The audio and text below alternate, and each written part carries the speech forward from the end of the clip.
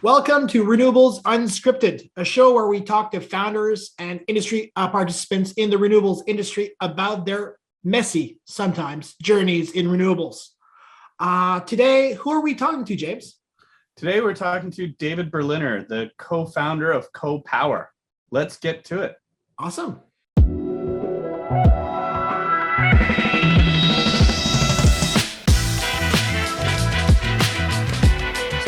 I guess we can just start by welcome, David. Thanks so much for taking the time to chat with us today. And it's really a chat, it's a conversation, as I said before. So really looking forward to chatting about a little bit the messy middle. Like we were just talking about that before. It's entrepreneurship is a journey, but it's not linear in any shape or form. So it's really cool to have you because it's two companies that we started roughly at the same time, who exited roughly at the same time, but completely different trajectories, I'm sure, and problems and issues and successes in between. So super grateful that you agreed to talk to us today, and welcome. Well, first, thanks for having me. It's a pleasure. It's always fun. I think you're right. We'd sort of caught each other at different times, but had a similar arc in our journeys. And I really love talking about the messy middle, as you put it, the yada yada yada in between. I started the company, and here's where it landed. So let's dive in. So why don't you start by just telling us a little bit, especially for the audience, what CoPower is, what you guys have done, what you're doing today, just as a context, maybe an elevator version of that, and then we can jump into it a little bit. Yeah, the elevator of CoPower's arc and journey was in 2013, 2014. We started and launched a crowd investment platform to connect people who wanted to be making investments that had good returns, but also a social and environmental impact with clean energy project developers and infrastructure projects that needed financing. And we, over many years, brought about $30 million to support clean energy infrastructure projects, community scale clean energy infrastructure projects across Canada. Projects like solar panels on roofs, like energy efficiency retrofits for buildings, like geothermal projects to power homes. And in 2019, CoPower joined the Vancity group. So our team moved over and joined Vancity to build out their clean energy infrastructure business. Vancity, as a lot of your listeners might know, and especially out west, is a $30 billion credit union, 500,000 members, and has been at the forefront of social and environmental issues through its entire history. As a small anecdote, I think Vancity was one of the first financial institutions to provide a mortgage to, believe it or not, a woman without having a man co-sign about 7 years ago. So that fabric is tied into the Vancity group. And so we've continued the work of financing a sustainable tomorrow inside a much larger financial institution. Okay, cool. I think I remember back when we originally, because we've been talking over the years a long time. The first thing you really ran into was some regulatory issues, wasn't it? That's where you were, one of the big hurdles you guys ran into. Yeah, we had some really fun ones. We were building a fintech company that managed people's money, and so this wasn't a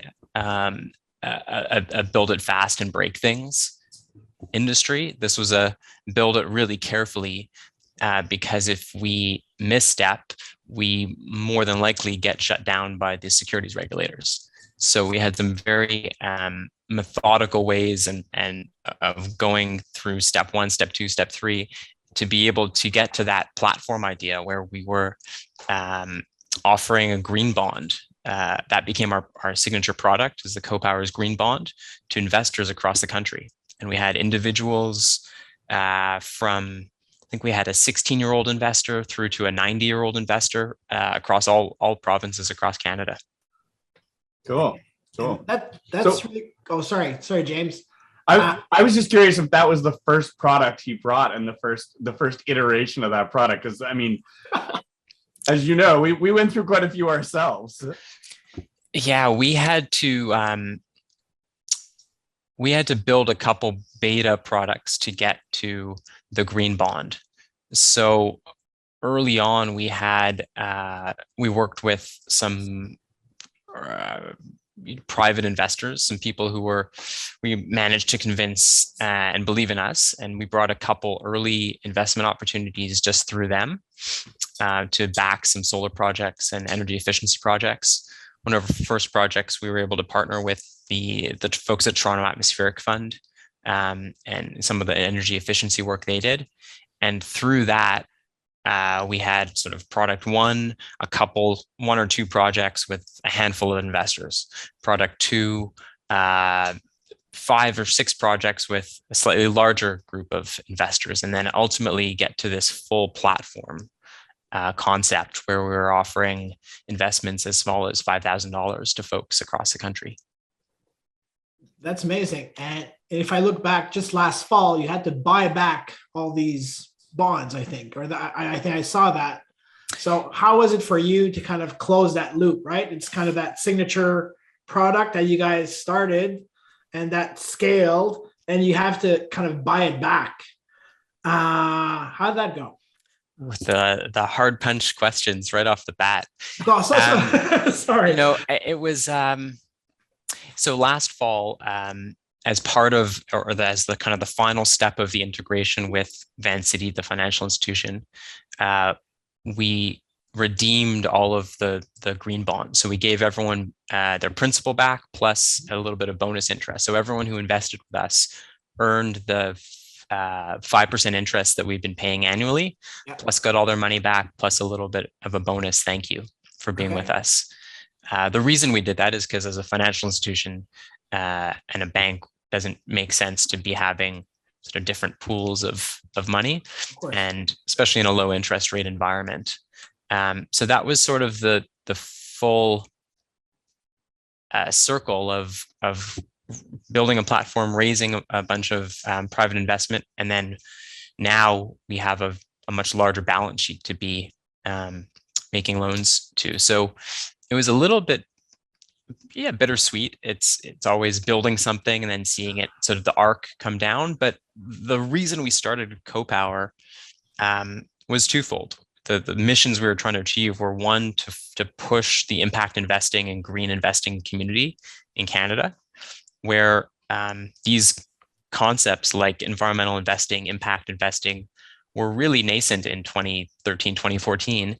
And I mean, now they're mainstream, right? You've got BlackRock doing their, Blackstone doing their Larry Fink's letter last week about ESG investing. So like, you can't get more mainstream than that. And the second was to be able to back and finance underserved markets that needed to be pushed in the clean energy. So by that, I mean, in 2014, 2015, there wasn't really a lot of geothermal financing going on as one example. I think we might have been the first group to do a third-party financing for geothermal projects.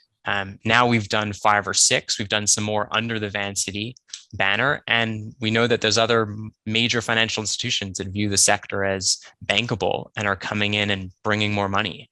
So our mission of trying to make these other sectors with technologies that are ready to deploy today, like geothermal, like energy efficiency, billion-dollar industries, where we never wanted to be the sole lender to a billion-dollar industry. We wanted to be catalyzing and building up these industries to crowd in a lot more money so that we could get to net zero. That's amazing view of kind of the story, and that's really about the mission, the why, right? It's like, why are we in business? Why are you doing, right? And in clean tech and fintech in that area, it's to have an impact, right? That's our part of the journey. Like we work on the digitalization side, right? So lots of paper, pens, Excels, and things like that equals inefficiencies, right? So you need to move this whole industry to kind of more modern ways of doing, to lower costs, to increase adoption, and so on. So I completely get that it's a big journey. I like the arc kind of metaphor there, because things grow out of it. So. Well, so I'll ask you, how many people did you have how many employees did you have at the peak of? At the peak employees, well, I think we're at over 55, 53, 54. Yeah, something like that.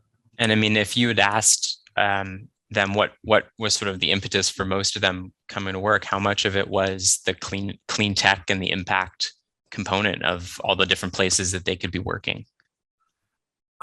It's a very good question, David. If I look at it, it's probably, there's different categories of people in the organization. So I think it's probably a third of them would probably bring that up, I would say, as something important. We had some great developers kind of reach in, and because, hey, I'm going to code anyways, right? Yeah. So might as well do that in an environment where actually furthering a purpose and not just a product or evaluation or something like that, right? So that it goes a bit beyond that. So I think that was helpful. Then there's some that were in the same reasons, but not for clean tech or environment, but for startups. Like, hey, I want to work more in a startup environment where I have upside, and we gave options and things like that. So I think that was kind of important. The other third, I guess, is just there because they need a job, right? That all plays up. Yeah. How about you? What would you say that? What's that split? Or? Yeah, I think in our case, we were probably 15 at our peak, and I would say pretty much to a T, everyone was there because impact was sort of at the core. So I think that's that size, and also that we were still really pushing frontiers.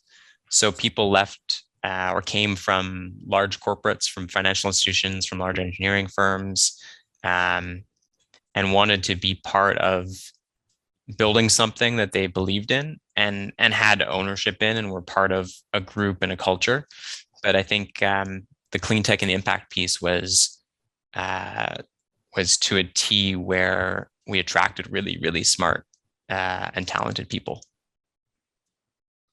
There. You think that's made a big difference over there? I mean, it seems to be something you get on, help you get through some of those hurdles when the yada yada yada points. Yeah, for sure. One of the most fun parts, I think, for me looking back, was right in the early days, where, especially in like the first year, where we sort of had a little bit of traction.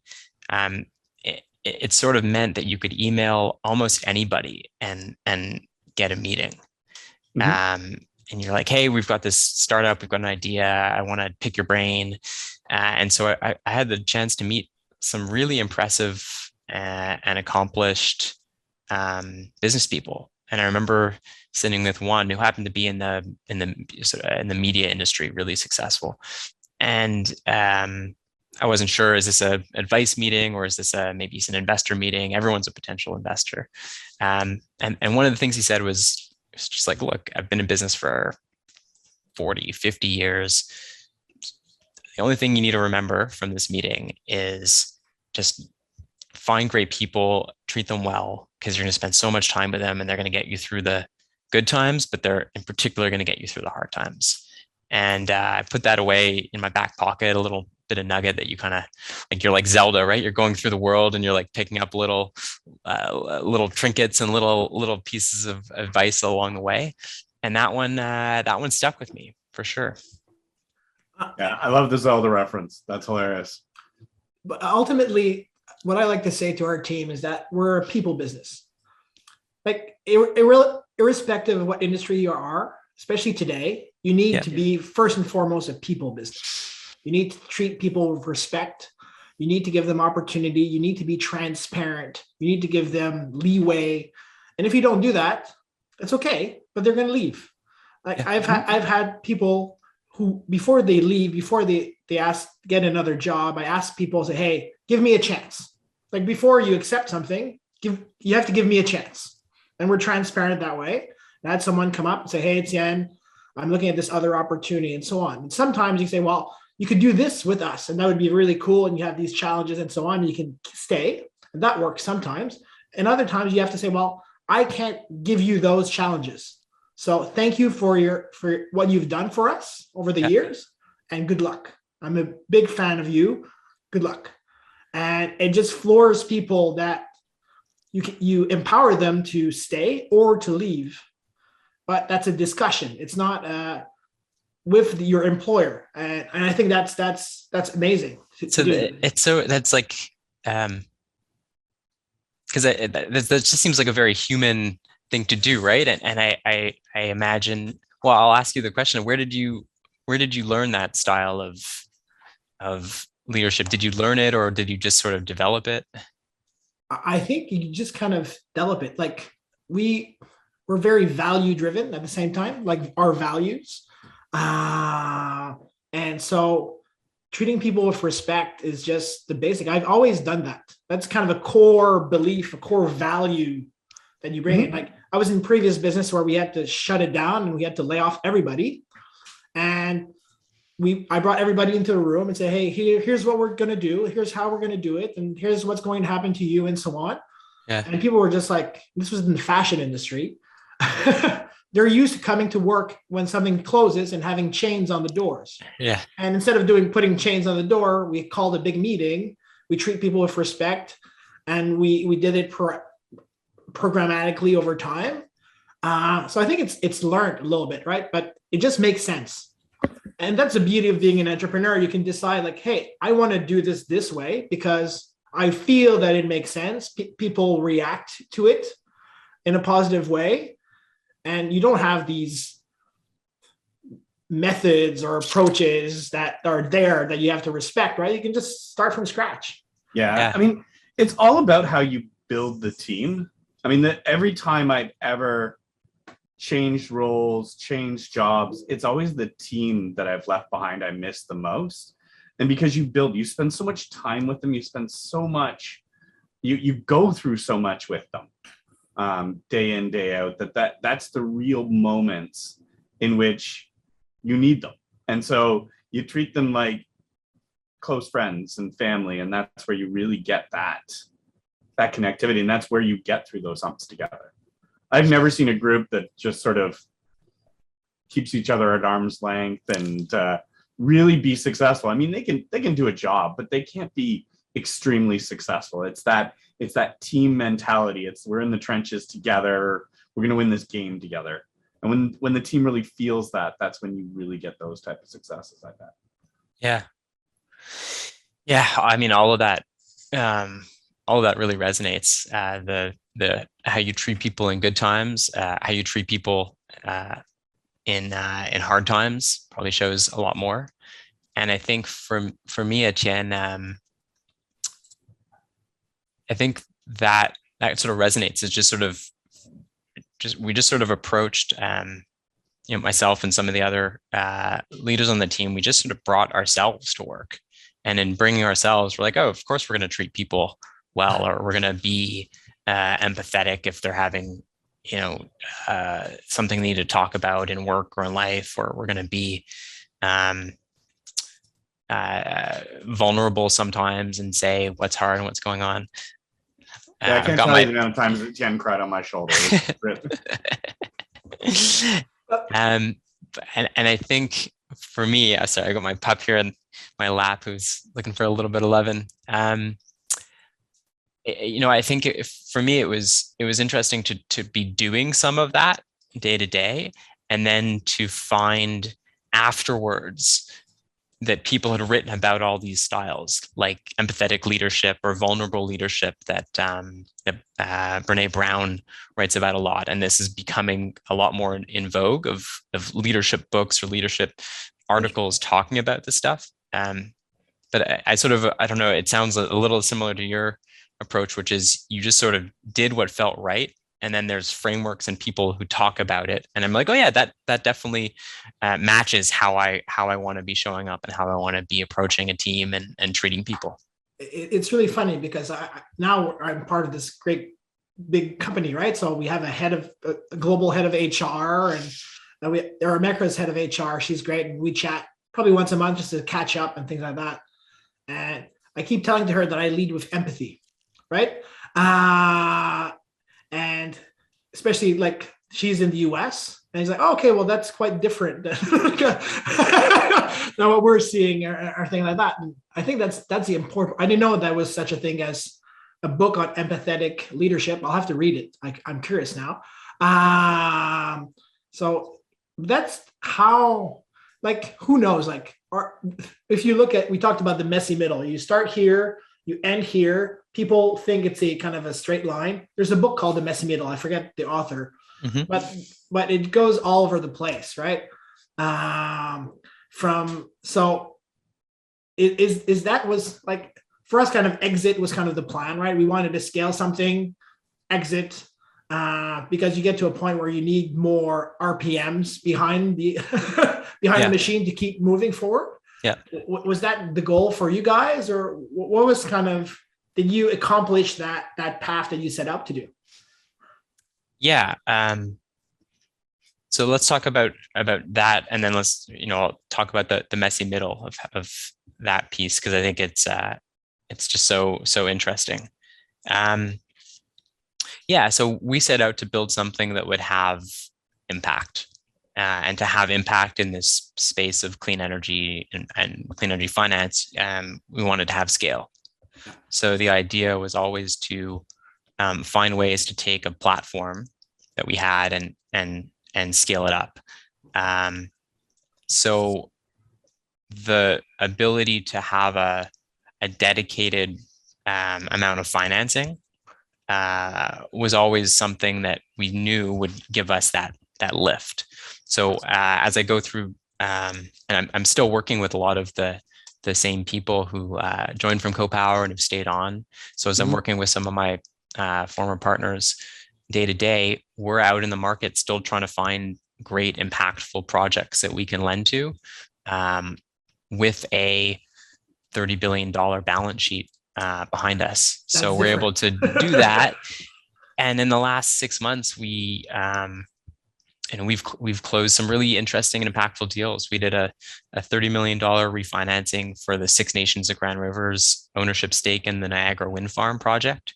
Oh, and wow. in refinancing with them, I think the number is like they'll get an extra $1,800 a day that goes directly to the Six Nations Grand River Development Corp, which will support initiatives in those communities. So, like, talk about impact. Wow. We financed the world's largest wastewater to energy project in downtown Toronto, a project that's taking heating and cooling from the sewer system and using it to power Toronto Western Hospital, right in downtown Toronto, King and Bathurst, close to King and Bathurst. And it's going to take away 80% of the greenhouse gas emissions of the hospital. Wow. First of its kind in Canada, includes federal government, Canada Infrastructure Bank, us, some corporate investors. So those types of projects to really sort of have impact and scale those platforms is super impactful. So I would say, yes, this is sort of one of the iterations that we had envisioned early on of how do we build this company and get the scale. I think the other part of that, you sort of made a hand motion here of going, like, it's not just bottom left to top right. I think it's, I don't know if you intentionally did this, but it's much more of a wave, right? Of the roller coaster, up, down, up, down. And I know I went through those ups and downs. Sometimes it was on a monthly basis. Sometimes it was on a weekly basis. Like Monday, Tuesday is great. And then Wednesday, you're like, oh, everything's going to shit. Sometimes it was on a daily basis. Sometimes like 10 a.m. was great. And by 2 p.m., you're like, this is going to work. Pack it all up. You know, it's fit. This is it. It's done. And then like 3 p.m., you get another email. And you're like, okay, we're saved. Everything's good. But I think I remember management meetings like that a few times. They're up and down. where they start, yes, this is gonna work. Oh my God, no. No, yeah. So there's a great quote that I find myself sharing with other founders who are at different stages of the journey when we talk about the messy middle. And it's, do you know this one? It's about the lion. It's like entrepreneurship is like riding a lion. You ask, how the hell did I get on this lion? And how do I keep from getting eaten? That's pretty much it. Yeah. I really like that vision, because there's an inherent view of speed at the same time, right? Not only you're on top of the lion, but I expect the lion is running full tilt at that point, trying to get you off its back while trying to eat you. You're dodging branches. Yeah. And from the outside, people are looking and saying, whoa, look at that guy. He's on a lion. That's so impressive. Like, oh no. I feel like that's often the difference of perception of how people from outside, especially outside the company, see you and what's going on, and then how you look at it and perceive it. That's so true. Like me and Aaron, our other co-founder, like our wives have heard it so much, like next month is going to be our big month. Like they heard that so often that it became a running joke, right?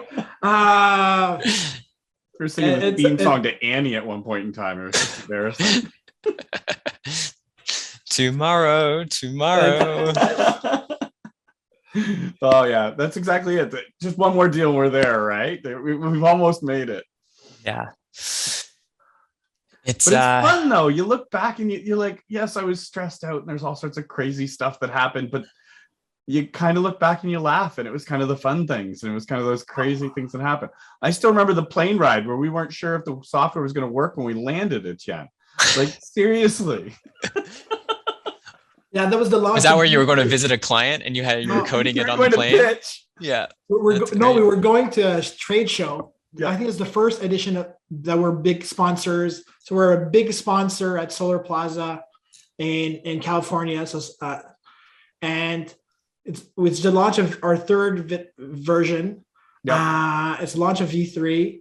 And we're like, it didn't work when we left. We have a 5-hour plane ride, and we're demoing the next day. And you're like, all right, team, like this is non-negotiable, right? Like this has to work in 12 hours. Like there's no, okay, it's okay. Like, and then you find like the happy path, right? Don't click here. There. You have to be That's pretty funny. You have to be quite mindful. There are a few things hard-coded in there at that point in time, just in case. Exactly. That's good. We had a funny one like that. One of our first deals, and we were really small at this time. We had to we closed it, and we needed to wire some money to the States. It was for a community solar project, and they needed to have a deposit in by a certain time in order to hold their place in line with the utility. Mm-hmm. And so we had like finished all the paperwork, and myself and my co-founder and our board chair, we were on our way to do a mini couple-day retreat up in Algonquin Park. So we just said, okay, easy. We'll go up, we'll sign all the paperwork as we're going north from Toronto. We'll stop at a bank, we'll get the wire done, we'll go up. So obviously the paperwork took a little bit longer than we thought. We get to the bank, and the three of us are wearing Hawaiian shirts and shorts, and we show up to the teller like, hey, we'd like to wire $1.5 million to the US, please. And they're like, are you here to like rob the bank? Like, what's going on? And it was a Friday afternoon. It was not fun. I think they eventually took us seriously, but it was right down to the last minute to try to get that one done, because if we did, we needed to get that one to get the next project, to build the fund, to build the. Oh, it's pretty funny. Yeah, those times are, and like I think there's not a lot of other places where you can get those types of experiences and those bonds and those relations. There's an adrenaline that goes through it too. Yep. Yeah, or you go back and like as a leader, you've promised something to a client or an investor and so on, and you go back to the team, say, okay, guys. Yeah. Yeah. Have you gone through some of those moments with investors? I guess you guys were kind of building up like an investor pipeline of sorts. So different requirements or approaches. Has that kind of put things in a tailspin sometimes?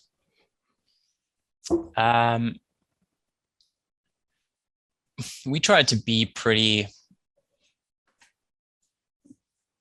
methodical, and I think the way we approached our company and entrepreneurship was very from a risk averse perspective. So from the get-go, how we built stuff, we said, well, we're going to start the company. If we don't make it here in 8 to 12 months, then maybe we don't have a good idea. So we're going to start with our first sort of bite size. We managed to get there. We said, okay, like we looked around, we couldn't sort of believe we were there. Next goal, 12 months. But we took these sort of bite size steps and tried not to get ahead of our skis. Like we weren't the Theranos promise the world and we were probably because of our personalities and the space we're in of managing people's money and some of the early people we had around the table who were extremely focused on integrity and reputation. Like our first 2 investors and board members said, whatever we do, we have to do with integrity and with trust and reputation. So that really set for us how we wanted to act. And then yes, like it's hard to go run around and raise money, either venture capital money into the company to keep us growing or money from investors to be backing clean energy projects. It was always, where's the next one coming from? Just throw lots and lots of darts at the wall. Yep.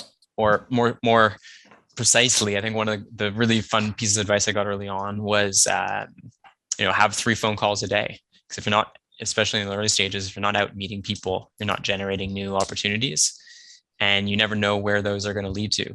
And so some of those led to our first big investor. Some of them led to connections with Vancity, which ended up forming partnerships and leading to our integration and acquisition.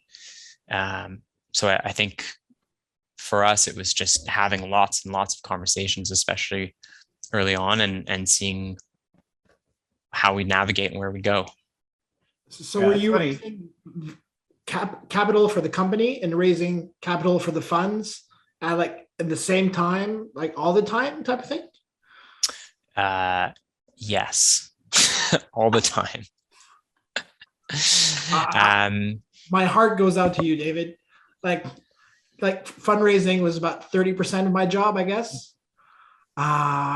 It sounds like it was a lot more than that for you because your business was actually raising funds on top of things, right? Our business was, and when we had a couple more people join and our business became a little, some of my partners took over the fundraising capacity, and we had a marketing team to be bringing in things a little less hands-on and more in a pipeline and software way. Yeah. But it's hard. It's hard, and I think that's. We sort of laughed about the messy middle and the lion ride and the up and down, but and there are, I wouldn't trade a lot of those opportunities of being with people, of forming those relationships, of going through those challenges and learning from them. But I don't know, if this resonates for your experience, but some of those were really hard. They're hard on me as an individual. They're hard on my family and relationship. It's hard traveling a lot. I remember this driving to the airport and watching sunrises week after week, or being on flights and not even remembering what city I was in. It's not all, like, looking back, it's good, but in those moments, those were really, really tough. Mm-hmm. I know it was 120 flights a year type of regime. Oof, I just winced. That's a crazy thing, right? But that was normal. Yeah. As crazy it sounds, it's normal. It was normal. Normal. One thing the last 2 years, pandemic and things like that has taught us is that maybe there was overkill somewhat. I took 8 flights last year. I think that's probably low, but 120 is probably high. I don't know what's a manageable amount. Yeah. you have to make a trip worthwhile. But before it's like, oh, you need me in Japan? I'll be there in 2 days. Yeah. But there's something to be said, and we've all talked about it a lot, about those relationships you develop face to face, getting in somewhere with someone, right? And even you brought it up, is that you have 3 phone calls a day, but I mean, half the deals, half the ideas that we connected with happened over lunch, over dinners, over like coffee here and there, and that's where those weird little opportunities really rear their heads, and those don't really come as much on a Zoom call, right? Yeah, I get that. I think especially in the early stages. Well, I'd be curious to learn more and see how founders, especially in the last 2 years, have done, because I understand that it's actually been for a lot a new normal of being able to go pitch in VCs or different people, and everyone's got a video set up, so it's much easier. But same, or like early days, finding the first investors, talking to someone, they said, I'm going to be in New York for a trade show next week. I said, oh, I'm actually going to be in New York next week too for a family thing. What days are you going to be there? Oh, Wednesday, Thursday. Oh yeah, me too. Train tickets to New York, book. Yeah. But being able to be in the right space and time and create those opportunities and have a drink with someone in a more relaxed space. And there's something, to be said about forming those face-to-face for sure. The New York trip I've done so often like that. It's like, oh, really? Okay, I'll be there. Insert excuse, fake meeting, whatever it is. Yeah, fake grandmother, fake great aunt. Yep. Last time I did that, I almost got trapped in New York by the hurricane that hit there. When was that? About 10 years ago. Sandy? Oh, wow. Right? Oh yeah. I literally just got out before the place flooded, and like I landed and people were sending me pictures of themselves kayaking. Like, you just missed this. Oof, that's not fun. Yeah, those are fun. Anyways, I think we've been chatting. This has been a great chat. We've been through a lot of time, and we got to get going. But thank you very much for your time, David. It's been a great talk, and hopefully we can do this again. I really enjoyed this discussion today. Thank you very much for having me. This has been a blast. No, it's been great. Thanks for sharing. I think I like the arc and the lion for me are going to keep as kind of mementos of this conversation, especially the perspective on someone looking at you writing a line and say, hey, that's really cool. Less cool when you're on the lion. So thanks for sharing your lion ride with us, David. And we'll continue the discussion over drinks on another episode, perhaps. So thank you so much again. Have a great day, and thanks for sharing.